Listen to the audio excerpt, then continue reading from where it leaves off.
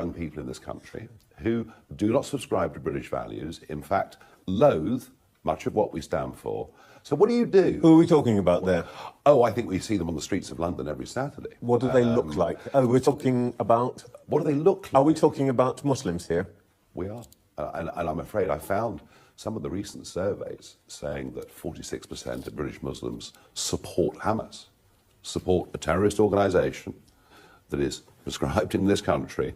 So we've been, and what's interesting is that this Prime Minister is building up far more of that population than anybody before in history. Well, this is very interesting, and we don't have that survey in front of us, but let's just unpick what you've just said.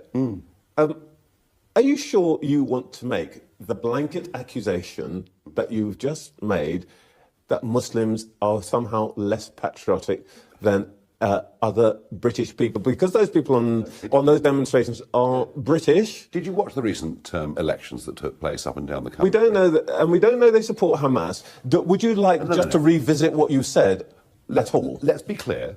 There is a growing population of people in this country, a lot of them very young, who have recently been voting for and electing candidates, right, up and down the country, in inner cities, who stand for a set of values that are completely, not only don't subscribe to our values, but in many cases are totally against our values. And the marches, there are some on those marches. Equally, there are lots of upper middle class girls called Jocasta on those marches as well, and I understand that.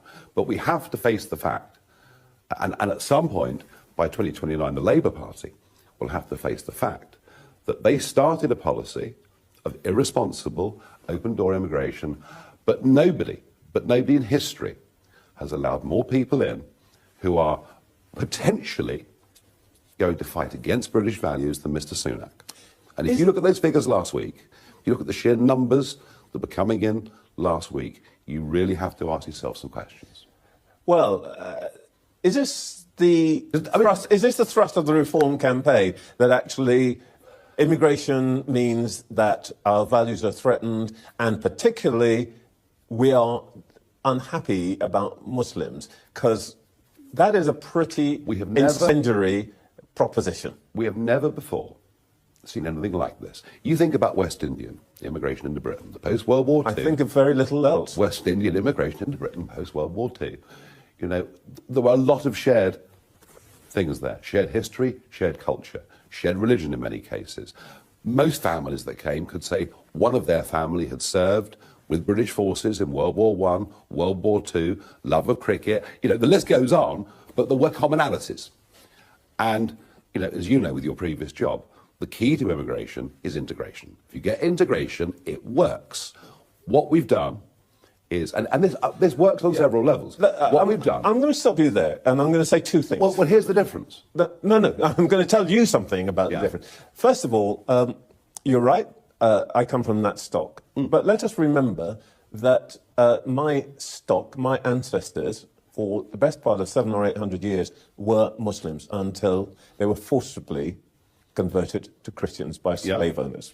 So when you talk about Muslims as hostile to British values, I've got to say, I don't really. Let me finish what I'm going to say. I don't really see how you arrive at that conclusion. And secondly, trying to say to me, you know, actually, you guys are not really like these other guys. I mean, you and I have known each other a long time. Can you imagine how offensive that is to a British Muslim? Let me ask you to put yourself in the shoes of a British Muslim, and can you imagine how offensive that feels? How many people from your community fail to speak English? How many people from the West Indian community don't speak English? We all speak English, but actually so do most Indian Muslims, so do all Pakistani Muslims in this country. I can take you to streets in Oldham where virtually no one speaks English. I've been there too. But honestly, come on.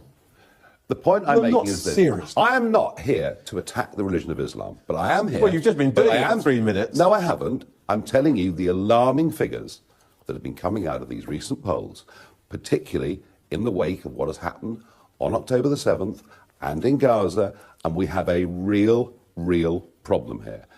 We want... All right. I mean, firstly... All right, numbers on immigration need to be sensible. Otherwise, everyone's quality of life gets All right. diminished.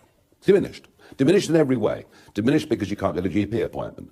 Diminished because you can't travel anywhere without traffic jams. Diminished because getting on a housing ladder is impossible, because we now need to build one new dwelling every 2 minutes. I want to get on to and that's apart I want to get on to politics, but I just want to be absolutely clear, and I want to give you the opportunity to be clear, because everything you've just said suggests that the Reform platform for this election is every problem you face is down to immigrants, and in particular to Muslims. Is that really what you're saying?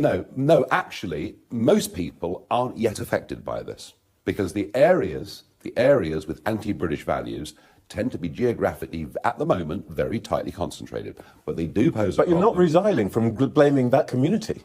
I'm blaming elements of that community. Not blaming them, I'm stating a fact. All I'm doing is